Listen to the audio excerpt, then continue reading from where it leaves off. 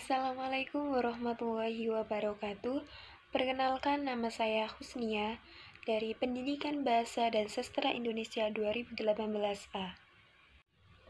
Dalam ilmu sastra, formalisme ialah teori yang digunakan untuk menganalisa karya sastra yang mengutamakan bentuk dari karya sastra yang meliputi teknik pengucapan serta terbebas dari unsur luar sejarah, biografi, konteks budaya, dan sebagainya, sehingga sastra dapat berdiri sendiri sebagai sebuah ilmu dan terbebas dari pengaruh ilmu lainnya.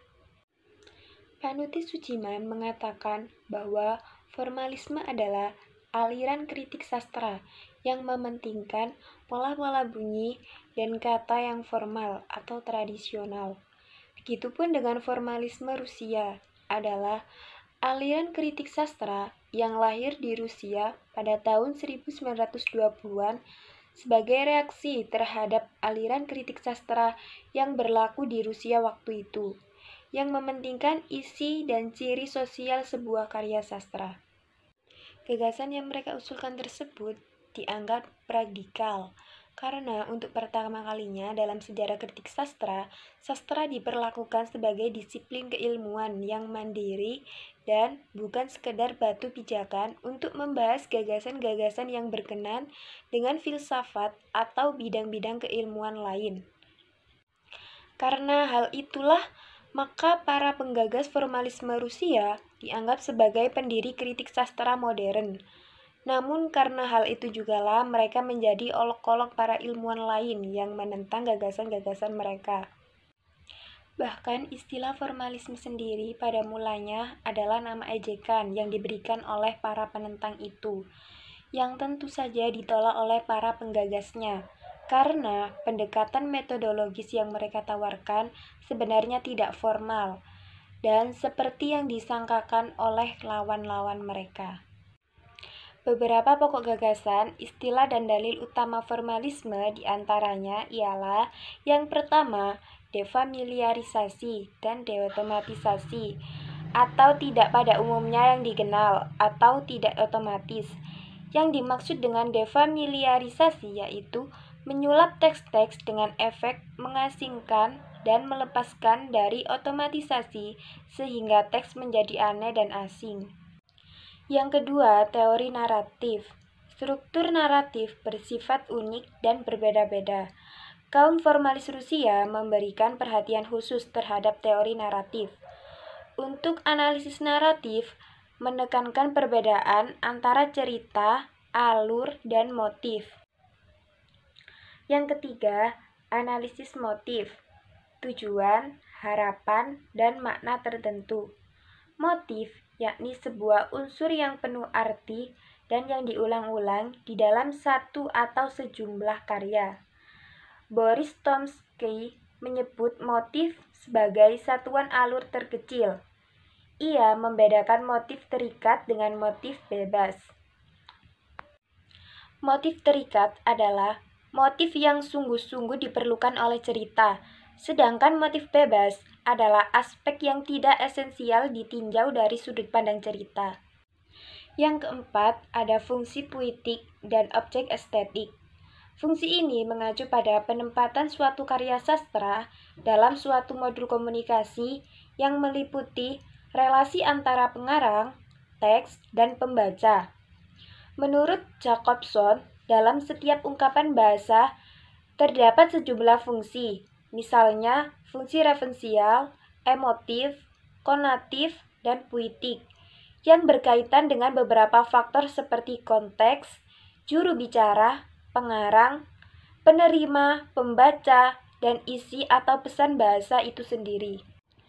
Menurut Ahmad Badrun tahun 1983, kesusastraan adalah kegiatan seni yang mempergunakan bahasa dan simbol-simbol lain sebagai alat untuk menciptakan sesuatu yang bersifat imajinatif.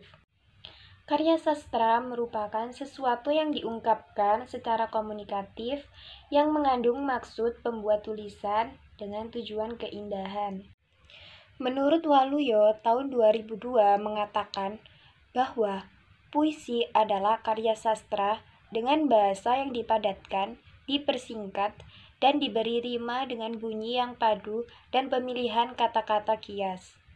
Jadi, puisi adalah bentuk tulisan bebas yang merupakan ekspresi dan gagasan penulisnya dalam bentuk bait-bait yang diolah sedemikian rupa untuk menghasilkan tulisan yang dapat menggugah atau tertarik oleh sang pembaca.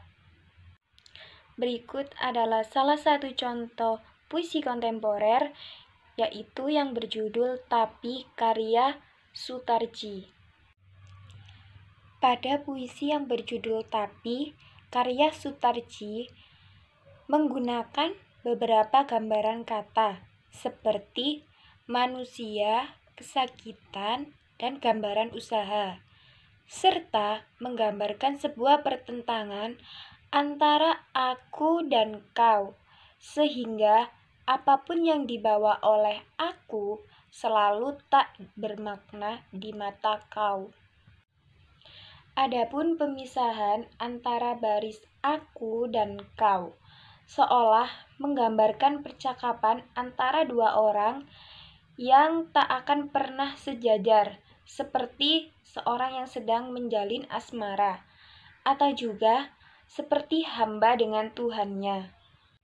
Dalam puisi ini, si aku adalah manusia, sedangkan arwah adalah roh, atau berupa benda abstrak yang lebih kita kenal sebagai jiwa dari sebuah makhluk yang salah satunya dimiliki oleh makhluk hidup, berupa manusia.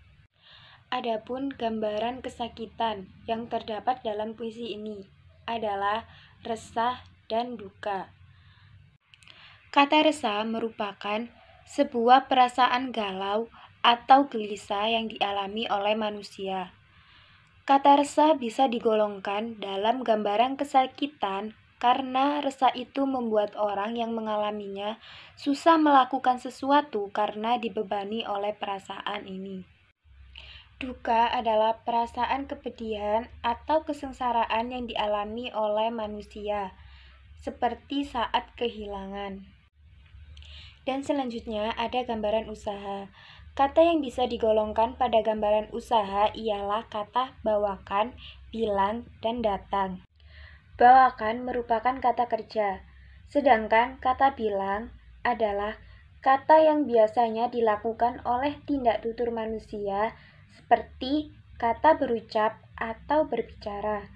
Dan kata datang merupakan usaha untuk menuju suatu tempat. Seorang hamba tidak mungkin membawa bunga pada Tuhannya seperti pada baris pertama, yakni aku bawakan bunga padamu. Kata bunga, resah, darah, mimpi, arwah, mayat, duka merupakan makna konotasi, karena seorang hamba tidak akan membawa hal-hal demikian saat menghadap dengan penciptanya.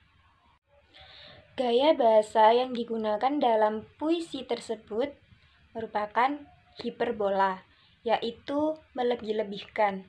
Seperti pada bait, aku bawakan mayatku padamu. Mana mungkin mayat sendiri bisa dibawa kepada Tuhan.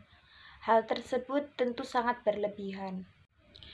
Pesan moral dari puisi tersebut merupakan derajat manusia tidaklah tinggi di hadapan Tuhan apabila manusia tersebut menyombongkan segala sesuatu yang mereka punya. Yang artinya, manusia tidak boleh merasa dirinya lebih tinggi dari orang lain, karena di atas langit masih ada langit. Oleh karena itu, kita sebagai manusia hanya dapat meminta dan memohon kepadanya, karena tiada lagi tempat untuk meminta selain kepada Allah.